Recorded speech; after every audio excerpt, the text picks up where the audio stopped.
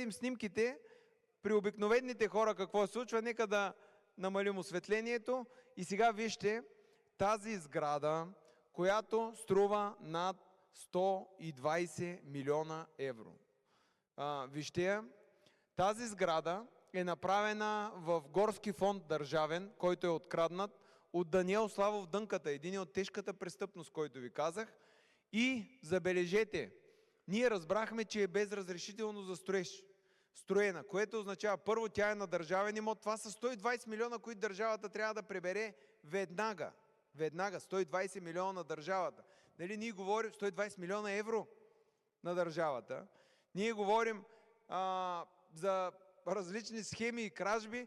Мен искат да ми режат дръвчетата, защото не съм поискал разрешение за залесяване. А вижте каква сграда, 120 милиона евро, която вече, между другото, има собственици на апартаментите вътре.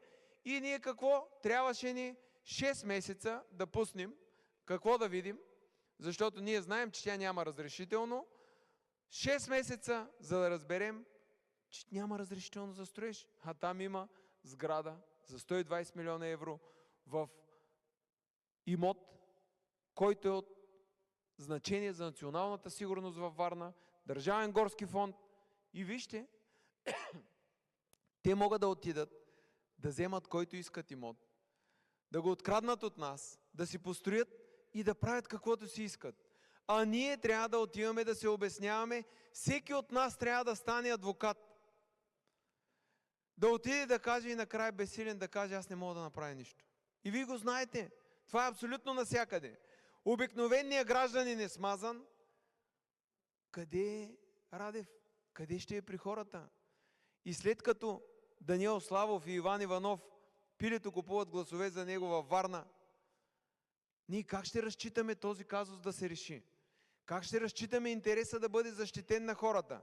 Ние сме пуснали писмо до него като президент по този казус. Нищо, нали? Той е последната страна срещу олигархията.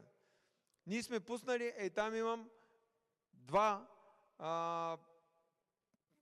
комплекта с жалби към президентство и никъде няма никаква реакция. Какво повече да ви докажа за престъплението? Какво повече да ви докажа? И това го чакахме 6 месеца от община Варна. 6 месеца.